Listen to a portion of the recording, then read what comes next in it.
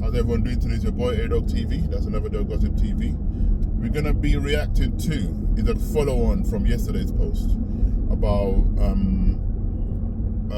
the divorce rate. Who leaves the house between men and women in America versus overseas? You know, if you want to hear my opinion on that, listen to part 1 and we carry on. But this is just a continuance of the part 1 which I posted yesterday. So let's go.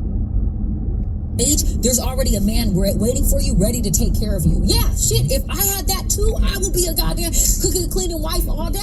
That's you don't have that same, that's not how it goes. I didn't turn 18 and get, so you cannot compare the two though, because that's a lie. Because Hitman Holler, his wife is complaining. She's never worked a day in 10 years. He gives her everything, books her and her friends on holiday, but she's complaining that she wants a job. So that's a lie. There's no way a man will provide everything for you, and in this day and age, a woman will be happy sitting at home cooking and cleaning. That's cap. That's cap. That's not the culture. Whereas women overseas may be better, the men are better too. Because the men are doing things that these men are not doing. They're married. The men over there. Men are what? Overseas men are better than? Yeah, that's why she doesn't know. Overseas men, they do culture to the max. You can't, as a woman, you can't even talk back to your man. You don't have an opinion. Like literally, it is what it is. Like it or lump it. That's it. You know, there's no conversation. This is what we're having. This is what I want. This is what you should wear. All of that stuff. What? Yeah, she clearly hasn't traveled, man, but she doesn't know what she's talking about. Slap the crap out of you if you talk back to her. What are you talking about? Exactly. They're not dating women for 7 years and putting babies in them and not marrying them. They're not doing that like they are out here. So if you want to talk about the woman, don't forget to talk about the man, because the man is the leader. The man is the one who sets the tone and sets the ceiling for women. I think, honestly, in America, I think we have some of the best groups of men, because I'm going to say this. Men are way more understanding of a woman's feelings and emotions, which is something that I would think that a woman would actually appreciate. Technically, what she's saying is ass backwards, because what she's saying that a man should be, they don't appreciate that in America. All right. So this is what I want to say. Well, when you look at America, America is a melting pot of different races from all around the world, right? So when we say overseas, women and men, it's all about what that culture and what that country and what that continent is all about. You know what I'm saying? You got the Spaniards over here. You got the Italians culture over here. The Chinese over there. And he just made a serious point, and that's the difference. When you're back home, when we're back home in our own country, you have one culture to deal with, which is the man is the provider, the woman supports the man. She stays at home, cooks, cleans, and helps the man raise the kids. That's what African culture is. Then you have the Indian culture, where when it comes to wedding, the wife's parents pay for all the wedding. You know. Then you have the Muslim culture, where the woman can't wear anything revealing. You know, she has to wear hijab, can't show her hair or nothing like that. So there's so many different. So our kids are growing up together, learning all these things together. Where so they will just choose what they like. So everyone, you don't even matter what race you are. Like everyone is just picking and choosing this from that, from this culture, from that culture, and they'll make up their own culture. Then all of a sudden, now, you're now looking at the man. But one thing you need to understand is men's culture has not changed. We're still the same. We are still in every single religion, every single country you go to. We are still the leaders. We are still providers. But what has changed is what women call is provided. That's what's changed. We haven't changed. But she's like, oh yeah, but now men are saying they want to go 50-50. Yeah, the reason a man is saying he wants to go 50-50 is because the expectation is too much. If you're a woman and just sitting at home you don't have no expense like that. Like your main thing is clothes and food. Then yeah, and the man can afford it. Then cool. Women don't even want to build with a man these days. They want a man to be made already. You feel me? Then that same man comes home and is thinking, why is this woman stressing me when there's so many women out there that will be happy to be in this position? I'm not saying it's right. I'm just saying it's true. And they all have a culture, whereas what's American culture when it's based on relationships? So you talking about not only black, you're talking about white, black, Chinese, Mexican, all these other races in one as a whole. Yeah. The reason it's more stabilized because they all work with each other. Yeah, for sure. Right. I agree. They all work with each other, and they like, this is our culture. We marry out of race in America. Over there, they not really marrying out of race. But if they do, American men come in there and swoop you up, They'll appreciate them.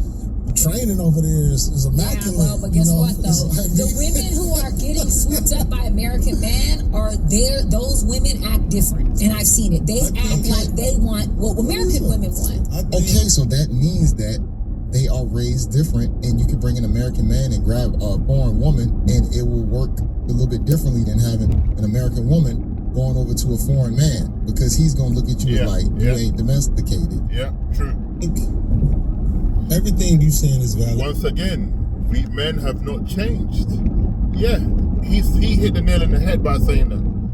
Literally, you can take an American man to overseas, and he can find a wife, but you can't take an American woman overseas and she will find a husband, because the train, he'll be like, nah, what the heck is going on with you?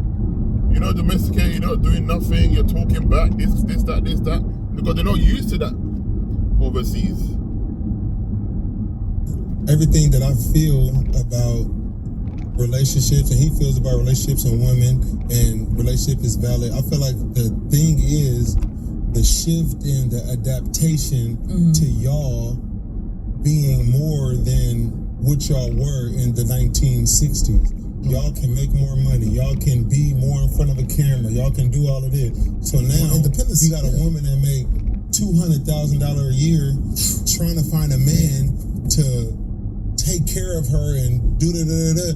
A normal man makes 70, 80. Now you trying to find a man to do this and that. It's like a shift. So it's like, Yeah, that's the thing I don't understand, isn't it?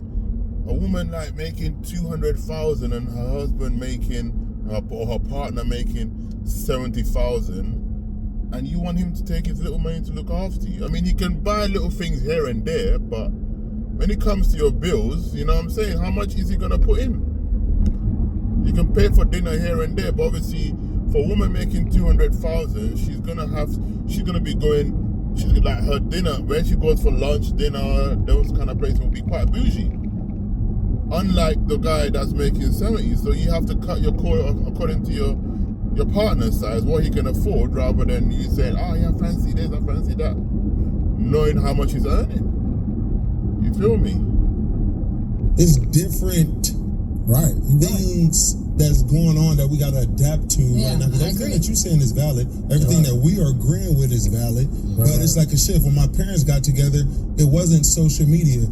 It wasn't they got together in high school, had my sister, got married after my sister, had my other sister, been together 40 years, but they didn't have these different balances, pulling them in, social media, being in Oakland and knowing what's going on in Miami just by looking on your phone, knowing all the women that's in Miami. That's true. And looking at your phone and they can't do that type of shit. So it's like a shift in everything. So everything we saying is valid, but it's about us learning how to adapt. That's so true, because I must have asked my mom, may her soul rest in peace, I asked my mom one time, how did you and my dad meet? Because those days there was no phones or nothing, and there was in the village. There was that sometimes my dad used to see her coming back from school, and he would pull up on her and speak to her. Then he'd be like, yes, meet me here tomorrow. He worked out the time she normally passes that route, and he would wait there. Then I said to her, what about if What about if, like for example, you can't make it the next day? She said, he'll just wait. If he doesn't see me, he'll go home. Then he'll come back the next day again and wait. He'll keep doing it till he sees me again. So that was the effort. Now in this day and age, we have mobile phones.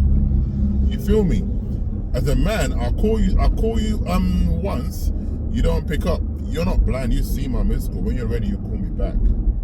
If I'm on a date and I pull up on a date and I'm waiting there 10 minutes and you're not there and no phone call to explain why you're running late, I'm gone. I'll be gone. I won't even call you. I'll be gone. Because if you start like that, it's only worse, isn't it? Because out of respect, yeah, things happen, people run late, but communication is the key. Obviously, them days you have to wait. I don't know what the time limit was, my mom said, but she said he had to wait. And after he didn't see her, there was some days he didn't see her and he left. Some days he saw her and they just chilled out, went to the stream and whatever. You feel me? Things definitely changed. Yeah, they're gonna say, yeah, those days men used to make a lot more effort. So did women, and vice versa. She will come and she will go there as well and wait for him without any phone call or nothing. You feel me? But what is the times now? I feel like, and it's very difficult, especially when you're in a place like LA, or you're in a place like Miami, where women are making millions.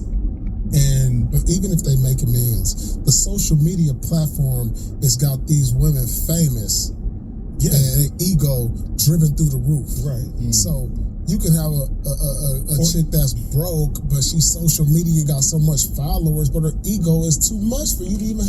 Yeah, because like, online you hear people, this African dating show, this girl was like, they asked her how much is in your account right now. She said she hasn't got up to 200,000. So 200,000 in Nigeria, that's about, let's call it 200. That's about 200 pounds and about $250 is in her account. But she said she wants her partner to be giving her over 1 million naira a month for keeping. But you got 200,000 in naira in your account, but you're still surviving. But you want your partner to be giving you 1 million. You know what I'm saying? It's like, are you here for love or what? It's crazy. And it's the confidence for me. It's like, you know, you can't afford to live the lifestyle you want to live. But now you find a man, and all of a sudden he needs to make all your dreams come true. You're not even talking about love. You're talking about finance. Because what? You're gonna open your legs for the guy, and he should just start doing all of this for you over what? 1 million. That's $1,200 just for what?